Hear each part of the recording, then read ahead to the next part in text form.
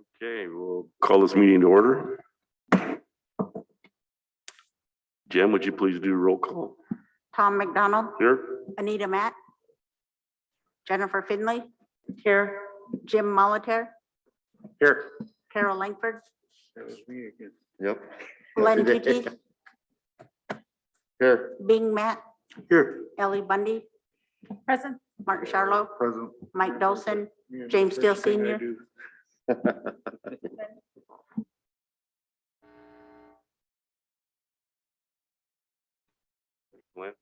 Thank you, Jen. We have a condensed agenda today, so okay. Ask Martin to start us out in a prayer today.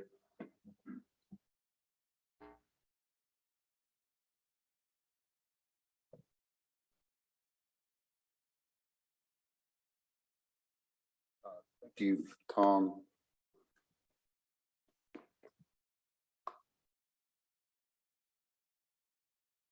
Grandfather, today I just pray for everyone to be safe and healthy. If you're sick, hope they're healing. People getting treatment today, I especially pray for them to have the strength to get through all of that. Throughout our organization, throughout our tribe, health is something that we take for granted, and I hope that we all can be safe and healthy and remember who we're looking out for. And it's not always ourselves, it's the other people. It's kids, grandkids, parents, or elders. Make sure we think of them before we think of ourselves. And I just pray for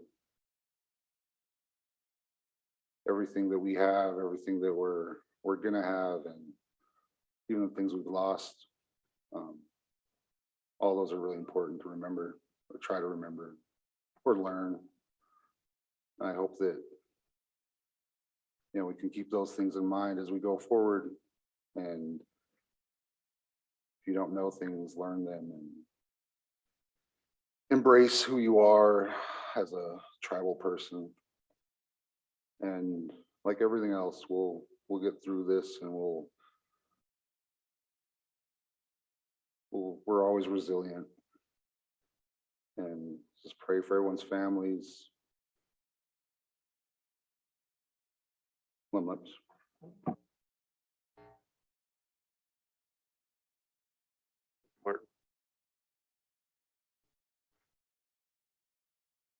We have meeting minutes from July 19th for your consideration.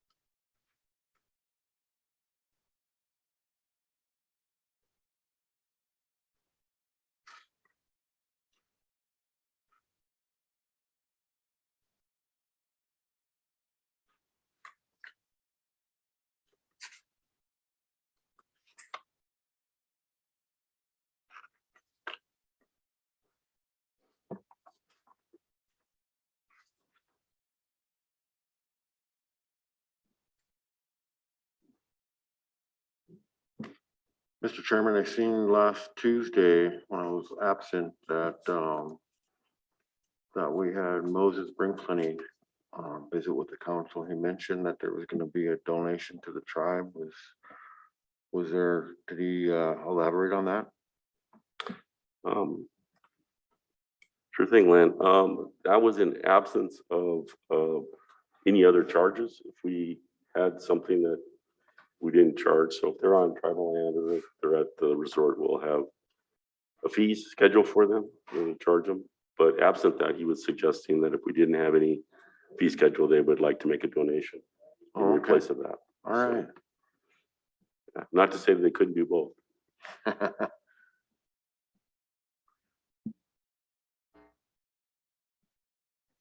a motion to approve the minutes of July 19th with any corrections or additions.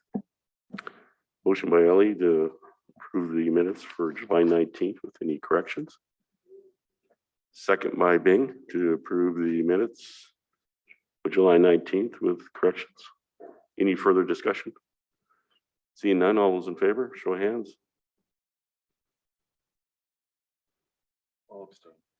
Motion passed, one abstention with Len.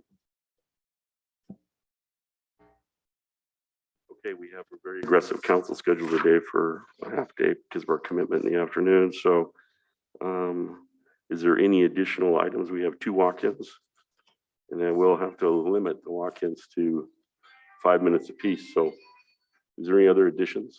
Go ahead, Len. Mr. Chair, I would like to just give an update on the meeting I had with Rocky Mountain tribal leaders. Also there's an issue I want to discuss with council in executive session where if next week I want to call in the chief of police to come in and have that discussion. So Thank you, Len. Any other items to add to the agenda? I'll give a quick update on our field trip yesterday. Go ahead, Martin. I'll have a real quick item in executive, hopefully.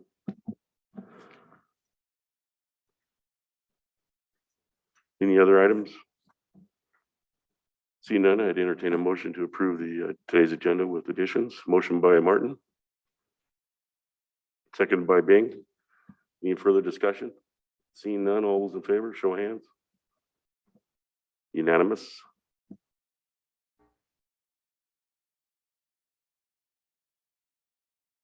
Let me quickly talk about yesterday's field trip. So we have an update on it. The leadership from the Nature Conservancy was in attendance on this field trip up the Blackfoot, Gold Creek, to Prim Meadows, and it looked like we gained headway for some more land back. Based on the consultation I had with the leadership team, they're looking at try to figure out a way to be able to give us ownership of the area known as Prim Meadows. So that would be very outstanding. They also will take in consideration helping with construction of the facility at Ravalli Hill for climate change issues. So Bing and I and Jimmy made it up there. It was a great field trip day. Okay, go ahead, Len. thank you, Mr. Chairman and members of the council. So this past week, I attended the Rocky Mountain Tribal Leaders Quarterly Board Meeting, and one of the objectives I did get was a resolution for support on our efforts to obtain big medicine back. And so the tribes, we have support from the Tribal Leaders Organization. Yesterday, we also met with the regional director of IHS, and the tribes have put them on notice that we want to see a plan by the next meeting on how they are going to address the delinquent medical bills on for every tribe, because everybody's dealing with the same dilemma that there are many tribal members that have their credit history destroyed because of medical bills that were not paid in a timely manner. And so not only is IHS going to identify a budget for that, but they are going to put a plan together on how they are going to address that for every tribal nation. So that'll be coming up shortly, and I will keep everybody apprised on how that's going to turn out, because some of the information they're going to be requesting from us specifically is make sure that all of the tribal members or we set a process for all the tribal members to get all of this information from the collection agencies and what have you, and get that over, and when, so we could start the process on how we're going to address that. So I thought that was pretty interesting. We've given them till the next board meeting. We haven't set a date for the board meeting, but we have those on a quarterly basis, and they will report back to us. So Thank you, Lynn, for that update. Any questions for Lynn on the Rocky Mountain Leaders Council? None? Appreciate the work. With that, I think the next two items the council had were in executive session, so I'll ask our walk-ins to come up at this point in time. Donna? Yep, got him. Fine up, Donna. We are, as I mentioned before, our schedule is really condensed, so well, I'm gonna ask you to be done in 5 minutes. 5 please. minutes, Yes. okay, I'll have to read fast. I have Lisa down here, so she can also meet with you to get more information. And then I can follow up one-on-one, Donna, with you too. Okay, so today I'm just talking about personnel issues and reorganization to Human Resources Department. For some time, I've been concerned about the structural organization of the tribe's current personnel office. In today's business world, these departments are known as the Human Resource Department in companies that comprise 15 or more employees. I believe that the personnel moniker is antiquated. Furthermore, the tribe's employees have struggled for many years to resolve employee grievances and issues in a consistent fashion. And it's long past time to begin restructuring to a state-of-the-art human resource department that protects the employer and employees bilaterally. The current system is too heavily skewed in favor of the company and leaves little to no recourse to the individual employees' rights, grievances, and complaints. A solid HR department should function as nonpartisan trained mediation experts skilled at adjudicating and identifying serious grievances and complaints by employees to resolve conflicts. Such conflicts, when left to fester unaddressed, reduce employee morale, cause an uncontrolled malicious gossip, and create a frustrating, unfair, and maladaptive work environment, which ensures the company is always in the right and sets a tone for employees to tolerate intolerable situations. It also causes the current revolving door and employment practice, which causes employees to quit and go to other departments or companies, incurring further expense to recruit, train, and advertise for those abandoned positions. This is not solid business practice, yet it is the paradigm when working for the tribes. And I'll be brutally frank when I say this is nothing to be proud of. The tribes do not have an endless source of qualified human resource collateral. That means a stable workforce. So in a historical sense, anger simmers below the surface when legitimate, often serious grievances and complaints go unaddressed or dismissed. This is not equitable treatment under the law, and the fact that the CSKT's employer tribal sovereignty card can be played with impunity is unjust. The system as is needs to be assessed. Former council leaders some years ago elected to allow department heads to handle employee issues and stop listening to the voices of our people. It is not reasonable or ethical to leave employee grievances and complaints to the sole discretion of department heads to adjudicate, especially in the instances when the employee's grievance is against the department head or CEO. There is no feasible way for employees to receive due process under the law. In addition, when employees try to fight back legally, it is nearly impossible to get through the red tape or understand the legal process because tribal law prevails and is so fraught with complexities that even legal experts have difficulty navigating the legal nuances and undergo rigorous college education to qualify as native law experts. Oftentimes, the top local law firms are already established working for the CSKT, so there are conflicts of interest when employees attempt to seek legal help. This was the case for me when I was trying to resolve my own grievances and had to turn to Galanda Broadman in Seattle.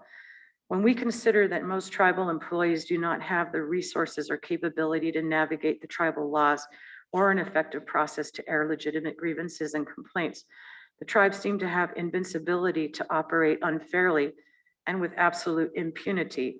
that then can be considered a dictatorship and is not fair to the people of this tribe who wish to work locally to care for their families. I am proposing in this letter how to restructure to a solid human resources department over personnel. What I'm proposing is that you think seriously about having abdicated responsibility to hear, and I'm talking legitimate, serious grievances that have not been addressed historically, and now this is a different council, but I think that it is a great wrongdoing to the employees of this tribe to have nowhere to go. And in my case, I went to the EEOC, and it's that tribal sovereignty card that gets played over and over again. The laws are skewed, maybe necessarily in favor of the company, which is the CSKT. But where do people go? They have nowhere to go. And especially when they're trying to grieve against the CEO or the department head. I believe that you are not aware of some situations that are terribly serious. And, you know, no one wants to spend 10 hours a day dealing with monumental stress and feelings of frustration, bullying, humiliation, and it goes on. And I know you know that.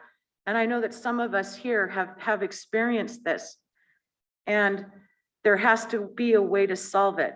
And like I said, I didn't come here to, you know, be that confrontative, but what I want is to open up the conversation to resolve this issue. And in the interim, that council says, you know what? Maybe we do need to start listening to our serious grievances and complaints, because currently they're not being addressed. And this is causing a lot of issues for people. It also undermines our faith and trust in you as council and our governing leaders to handle stuff. It also makes people feel like they're not being listened to. So I urge council to consider these matters to ensure parity that goes both ways. The current way of managing employee conflict has left considerable mistrust, affects morale, and ensures a certain kind of enslavement to an archaic system of managing employees ineffectively and unprofessionally. Ensuring those in management positions are qualified and trained to work with their teams instead of perpetuating harmful behaviors that creates hostile and stressful working environments raises the bar for success for all. That is my modus operandi. That is where I am with this, that we raise that bar and we improve it for everybody. Thank you, Donna. Do you have a letter for me? I have a letter for you all. I have one question for you. In your letter, you raise the issue of having an advocate for employees, having a separate representation. Like, what I think is that the tribes need to go all in with a human resource department with trained SHRM professionals and a nonpartisan arbitration process when there are serious and relevant issues. And when I say that too, you know, if you're hearing the same complaints about one manager or two managers or department, and you're hearing them over and over again, that merits an investigation, because what you're allowing when you don't listen, you know, we become part of the problem when we are managers and we don't listen to our people. If there are issues, we need to know. And when they, you know, if you have ever heard of the term going postal, you know, TikTok, people are angry. They don't get to speak. And that's wrong, because very oftentimes things can be resolved when you simply meet face to face, get it out in the air and work through it. oh, absolutely. And that is probably the first line of defense, but Sure is. that's not happening right now. So Okay. Well, that's thank pretty you. much what I have to say. Please read my letter We will. and know that I am tenacious. You are, Donna. Thank Yeah. you. Thank you for coming in this morning. And our next walk-in is Franny. No, I'm here to have my own. I have something for you, Mary. Yes. Okay, go ahead. So, You guys, I thought you were together, so Yeah. you have to be very, very brief, Mary. okay. So I propose that you guys consider enacting yearly contracts on all department heads, managers, and their positions, so that when they are, going off rail and just firing people and abusing their position, that you don't have to deal with it. You just don't renew their contract. And then I want to bring up term limits on council seats, maybe to 4 or 8 years. And then if you go off, then you could rerun again after a break, a 4-year break. If people want you back, you can come back, but at least have a limit on your continuous seat. And then I think that you guys need to consider allowing the membership to vote off council that we feel is inappropriate, that doing dereliction of duties, that you give us that proper right to say, no, we don't want you on our council anymore. You're not representing us.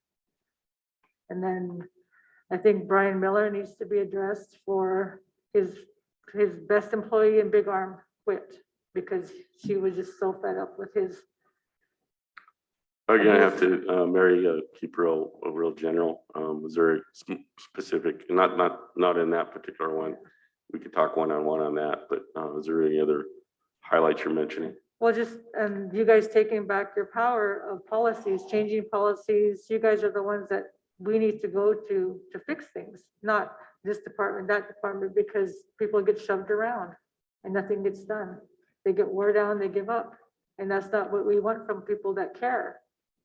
We're here because we want to be here. We want to work, we want to do a good job. And if you're getting mismanaged and not, treated right, we should have a voice to fix that. And you guys shouldn't be shoving us off on other people. We should be able to come to you and you guys should be able to fix it. That's what council should be here for. But that's pretty much all I have for today. Okay, thank you, Mary. Thank you for coming in. You're welcome. Franny, you're up next. You got Dan with you? Always have to have a bodyguard with you guys. All right, well, you may want to sit with your back against the wall, buddy. I don't know.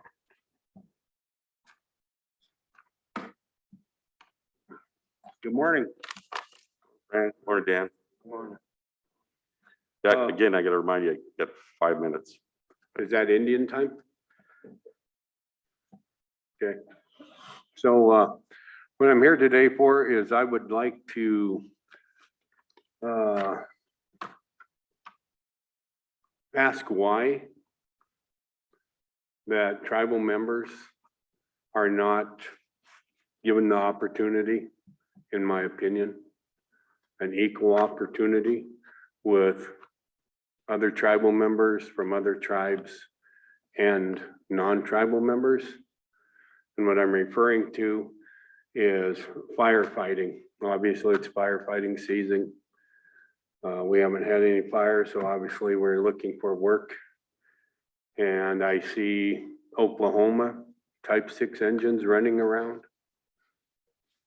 And I don't see any of our tribal engines. I have engines. My boys have engines. You guys know people that have engines. So how come our own people aren't here on our own reservation on standby or whatever you guys have these Oklahoma engines? And I'm not picking on them. I don't even know them. You know what I mean? They're doing a job. Everybody needs to work. That's good. But this is our reservation. So I would like to know why. And when I ask why, they say we have an agreement with them. We send some of our firefighters down there and they send their firefighters up here. Well, we all know what happened when we send some of our firefighters down there. It ends up in chaos. So I would like to enter that agreement just like them. Can I do that? Will you guys grant me that permission that I have an agreement just like you have with Oklahoma? And that's a question. Why can't a tribal member come and get one of these agreements that allow us to work when there is no work and just drive around? Go ahead, Len. Thank you, Mr. Chairman and members of the council. And yeah, those are good questions, Franny. And right now I don't have an answer for you. But I do agree that we should start using our tribal member contractors if we're doing some kind of agreement with these other tribes to send our tribal member contractors down there too, not just our engines at Division Fire. Because I know we have quite the fleet from tribal members that could provide those services. So yeah, we'll have that discussion today. As a matter of fact, we'll ask Division of Fire why you guys are not on contract or even on standby. You should be on standby. I understand that the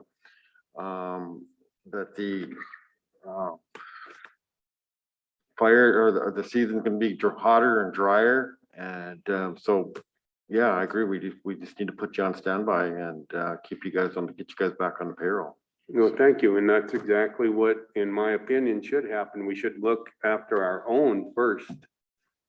And that's why I guess what I'm promoting today is I'll sign whatever contract that everybody else signs, you know, but at length sometime I will come back with. Okay. But I'll give Tom what he asked for 5 minutes, but there's a lot more to it. But if you guys would please think about giving those same type of contracts to your own tribal members on our reservation.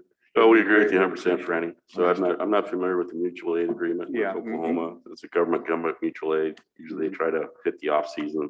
Whoever has an off season, they try to come forward with their surplus stuff. So I don't know what the duration or anything about that, but we'll find out about it for sure. Okay, I think the interesting thing that Len brings up is the possibility of not only expanding that,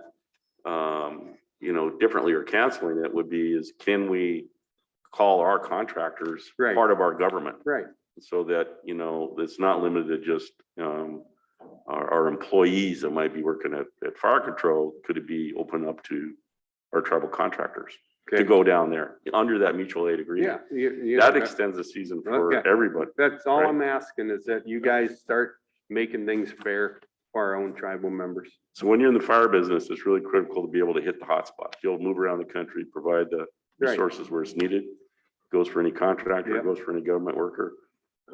So yeah, we'll look at Okay. that, definitely. All right, did you have something? No. All right, well, thank you, guys. Thanks, gentlemen. Fran- Have a good day. Franny, Oh. if you want more time, just get an agenda request with Jen and you can actually get a block of We time. can have an Okay. hour. Okay, and I'll bring some interesting facts because I've been looking into a seat airplane and it's a solid wall. The BIA says there isn't any tribal members that own a seat and you can't get in it. And they suggested I go work for one of them white guys that have their airplane sitting over there. And I say, do you think I'm gonna make a payment? Be able to make my payments on a seat airplane? You know, a $300,000 or $400,000 airplane?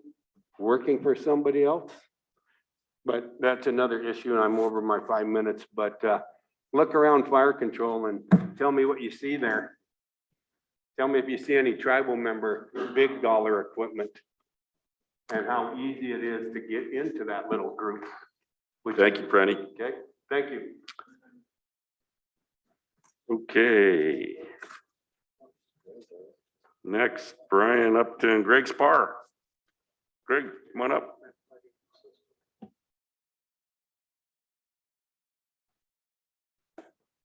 Trying to keep us flowing, Greg, because we do have a real condensed schedule today. Yes, sir. Thank you, Chairman. Thanks, Renee. Thanks, Lisa. Thank you, Mr. Chairman, members of council. Do you have the updated resolution in front of you on your screen, or should I share that? Might have to share it. All right. So what I'm here today is to present a resolution that simply updates the authorized signers on our Bureau of Trust Fund Administration accounts. We've had no change in our account status since February of last year. The only change we're making is that we're substituting Wanda Solomon for Clayton Matt in the signature block. This is the tribal officials authorized to initiate disbursements. This disbursements would be for per caps or for distributions for water compact funding. And the resolution simply updates titles and names on our BTFA accounts. Thank you, Greg. Looks pretty straightforward. Any questions for Greg? Seeing none, I would entertain a motion to approve the resolution. Motion by Jennifer, approve the resolution authorizing tribal officials to initiate disbursements, provide investment instructions to the Bureau of Trust Fund Administration. Second by Jimmy. God, dang. It would be like my mom, and I'm gonna go through every one of your names. Any further discussion? Seeing none, all those in favor, show of hands. Unanimous. Thank you, ladies and gentlemen. Thank you, Rick. No, I mean Greg. I mean Bob. Thing? No. Thanks, Greg. Okay, Craig. Craig and Shirley, come on up.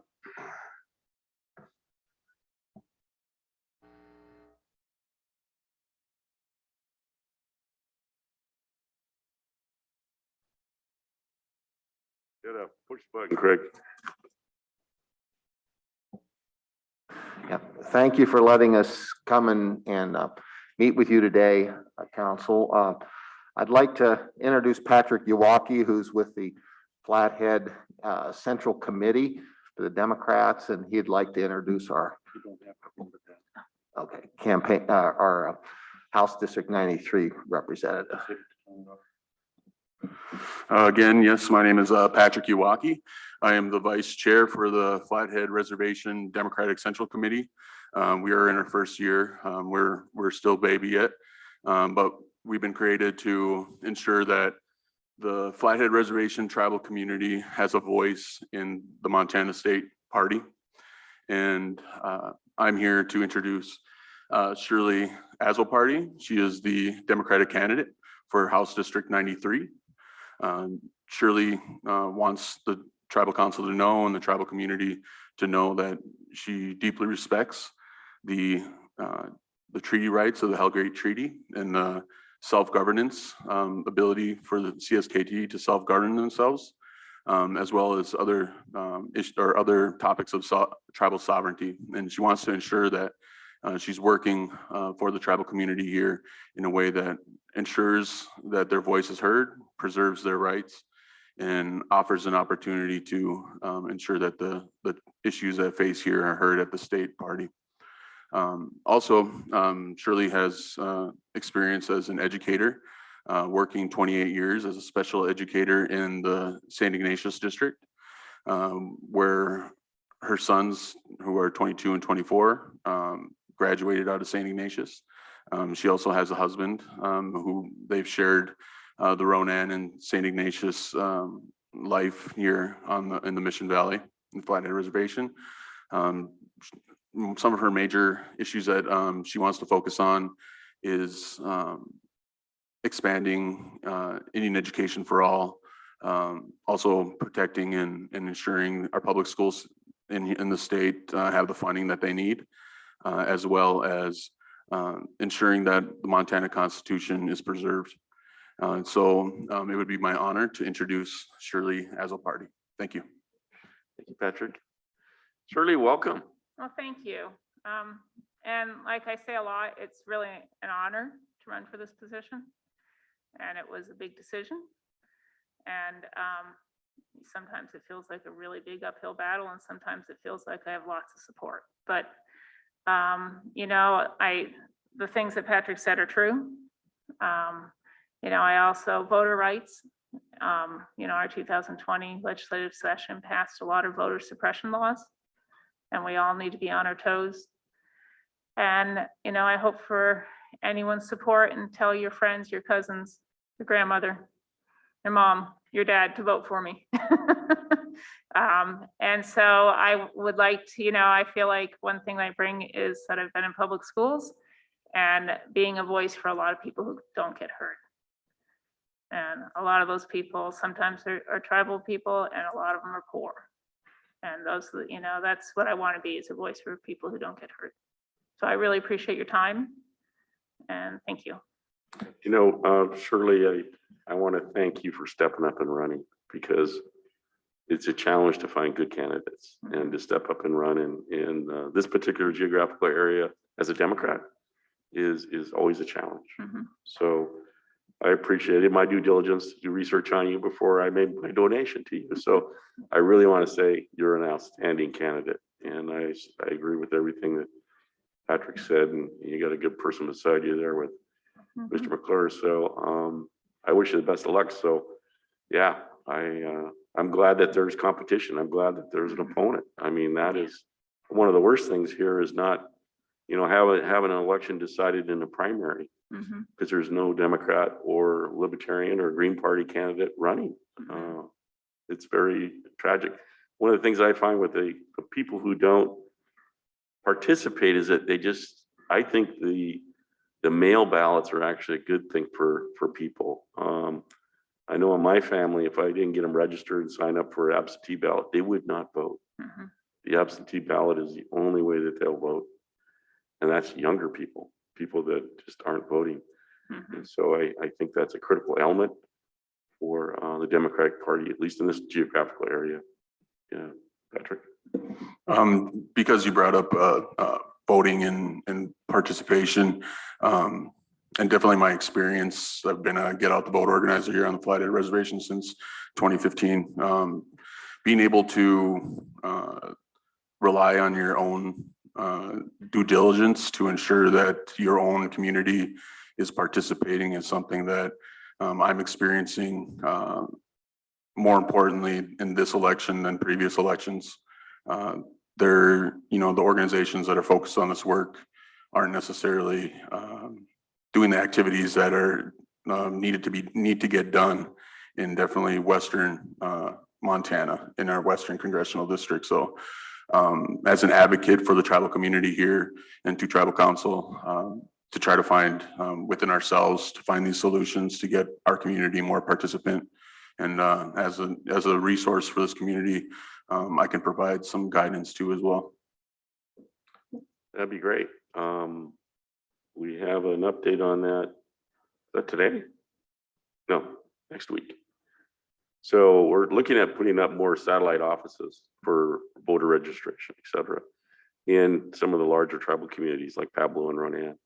So there's a large group of people that aren't voting in those locations. So hopefully that'll be a benefit. Yeah, I'll make sure that our staff working on that are in contact with you, Patrick. Yeah, Craig. Tom, I had one other request.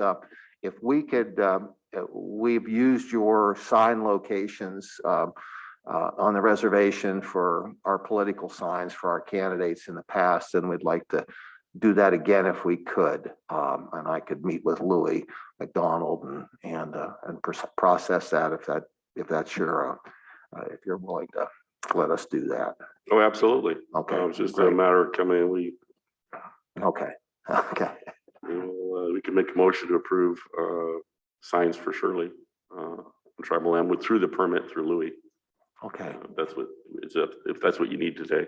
Could we also what I've typically done is had like all of our candidates, Monica Trinnell, John Repke, Shirley Asaparty, and Sterling Democrat. Wadden. Okay, that would be great. You do Democratic candidates, sure. Okay. Yeah, the land's available. We're not being bipartisan on it either. So Right. It's just a matter of people requesting it. Right. Put in the areas that we've designated. Okay. I would entertain a motion for the Democratic Party to put up general election signs on tribal land through the lands department as permitted.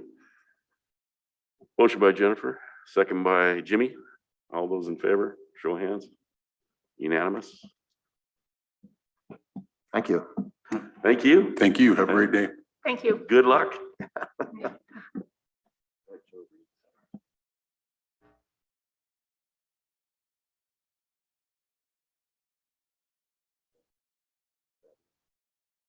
Opponent against Joe Reed.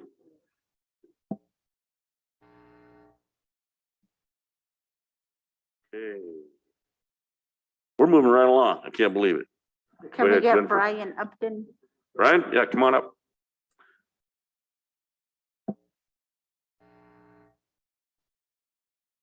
Well, we're gonna do executive for Len and Martin as soon as you're done, Brian. You need executive. I don't think I do, but depending on your questions, maybe. Thank you, and I'll try to make this super quick. I know you're strapped. The two things I have for you, start on page 2, but I'd like to direct you to page 3 of your packet, and that's the MOU with the Department of Interior that you approved, I think almost 3 or 4 months ago now. It's what accompanies the amendment to the multi-year funding agreement that allows the money to start flowing from the Montana Water Rights Protection Act. So the Interior Department wants this MOA, I called it an MOU, it's MOA. They would like this signed, and then I think Sherry Freeman can sign the multi-year funding agreement amendment, and the money can start flowing. So what you have in front of you is really just, it's really just a pretty dry administrative MOA in terms of how the money is going to flow from your compact account to you directly right now for the federally, for the federal projects that are going to come through the Self-Governance Act. So this doesn't impact the tribal dollars that are in the settlement fund. This impacts basically the FIP responsibilities for the most part, as well as water right management and administration dollars that'll come through the Self-Governance Act. So Looks pretty straightforward. Go ahead, Len. yes. If you could elaborate on, under item G, letter 3, the total of such cost described in this subsection shall not exceed 3% in the total project cost of these projects. Can you elaborate on that? What I can tell you is that was, so I think the best way to describe this is the tribes negotiated with Interior to try to make sure that there were dedicated federal staff that can approve all the projects that the tribes will do for FIP instead of them being on the back burner of somebody's office in Portland or Billings or DC. And so the costs associated with this kind of oversight for these projects were negotiated at 3% and not to exceed. It's similar to contract support costs, but these are basically pegged to personnel, federal personnel that will, the idea is they will be expediting the projects we work on instead of it being backburnered. And Ryan negotiated this, I believe it was, I think it was just Ryan on behalf of the tribe. So I don't have a lot of history on it, but that's the purpose for expediting the work.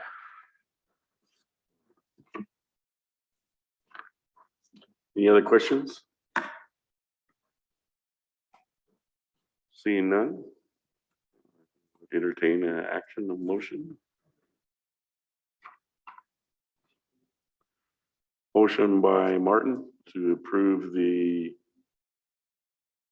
memorandum of agreement between the Confederated CSKT tribes and the Department of Interior for the activities, responsibilities, and requirements under the Montana Water Rights Protection Act. Second by Bing. Any further discussion? Seeing none, all those in favor, show of hands. You good? Yeah, unanimous. Thank you very much. Thank you, Brian. The last item is on page 2. I believe it was last week that I think the council, if I have some brain fog, I'm sorry. I think we discussed this with council. This is the joint letter that would go from the tribes, Lake County and the city of Polson to the Montana Department of Transportation, basically requesting some attention to the traffic issues in Polson that came up during the annexation. I know Councilmember Charlo and I believe Councilwoman Langford went to the meeting last Thursday, and Councilwoman Finley. Okay, well, all were at the meeting last Thursday with a number of these parties. So this letter is kind of intended to do the same thing. We're basically just trying to initiate and jumpstart dialogue with Department of Transportation. And is somewhat a show of good faith amongst all the parties that we're going to work together on this. So if it's, Janet drafted this and she's on leave this week, so I'm just kind of presenting it for her. And I would like to, I can do this today if you would like. I talked with Ed Meese yesterday and I will plan on briefing you about that and discussing the annexation further next Tuesday during the legal update, unless you'd like it sooner.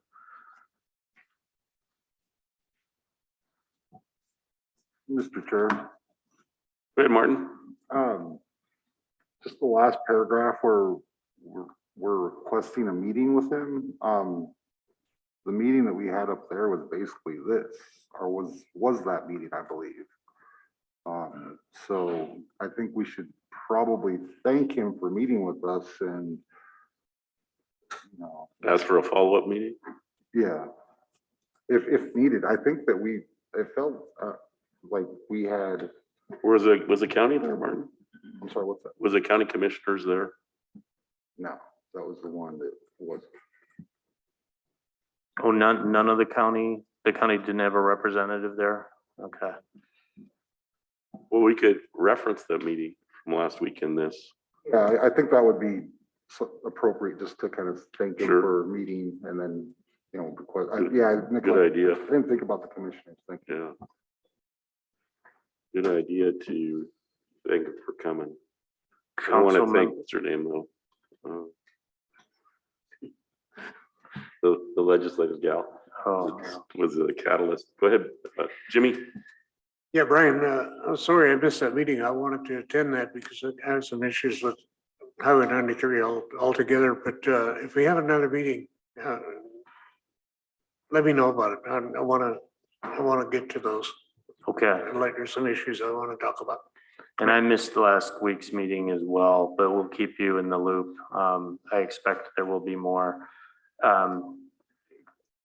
Councilmember Charlo, Councilmember Finley, was Bob Vosen there? So, okay. So I'll revise the letter to reflect the meeting last week, like you said. And then did you say there was an issue with the last paragraph you wanted to amend or change? Wait, should we just Add, maybe, I mean, that'd be the appropriate time to thank him. I mean, Think about adding it to that last paragraph, yeah, Okay. thanking him for the meeting of July, whatever, last week. Okay, and then I'll just change the, please let us know when you and your staff would be available for a meeting and just say like a follow-up meeting instead of just a meeting. Well, it could be a continuation of that meeting, but it's expanded. This request is adding the county, so it's technically almost a new meeting, but it's on the same subject. Okay, There's new players. I'll just leave it then and just add the thanks for Yeah. the recognition of last week's meeting. Yeah. Okay, Yeah, I don't know how the commissioners would take that. They weren't there, but I think they'd probably be okay with that language. okay. And the process by which we're doing this, if they have changes, I'll just bring it back to you. Hopefully they'll just sign on to this. Right. Yeah. But, okay, so is that consensus for you to sign the letter if I just make Is that that change? good for council consensus to have me sign this letter with the addition that Martin mentioned? Sound good? Yep. We'll do Okay, it. I will do that. Thanks for the suggestion. I'll get that turned around right now. I Thanks, appreciate your Brian. time. Thank you. Okay, we'll move into executive session.